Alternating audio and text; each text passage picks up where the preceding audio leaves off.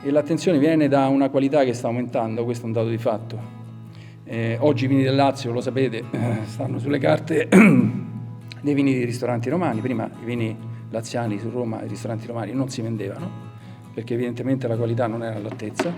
Oggi i vini del Lazio sono presenti nelle carte dei ristoranti romani e non solo.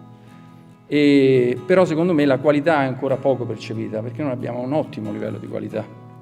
Però questa percezione non è ancora calzante, diciamo, rispetto alla realtà e al lavoro che stiamo facendo. Dobbiamo credere maggiormente su quello che è il discorso dei vitigni autoctoni, perché ci dobbiamo identificare. Il Lazio era un patrimonio viticolo incredibile a livello italiano, è stato praticamente distrutto, ma non distrutto dall'esterno, distrutto da noi. I vigneti sono stati fatti in maniera diversa, abbiamo perso la tradizione della viticoltura addirittura intensiva, nel senso che numerosi ceppi per ettaro, e quindi adesso dobbiamo, ma già lo stiamo facendo, dobbiamo reinventarci. Quindi se un bravo enologo riesce a non intaccare la qualità che c'è in vigna e portarla nel vino e portarla in cantina.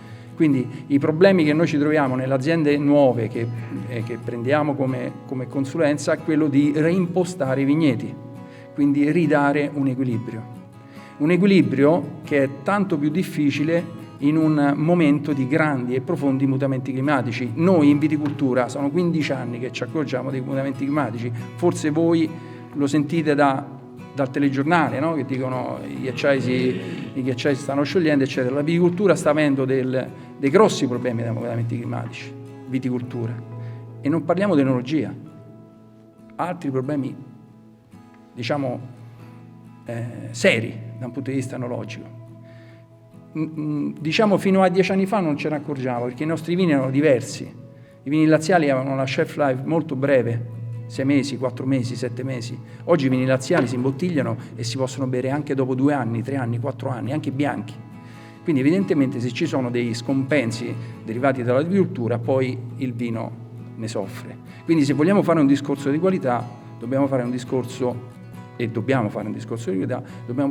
fondamentale in viticoltura. Quindi problemi viticoli, problemi climatici, quindi stress idrici, insolazioni incredibili, temperature altissime, e da qui pensare a come, diciamo, sopperire da un punto di vista enologico, di trasformazione. Quindi io parlo con colleghi toscani, friulani, eccetera, no?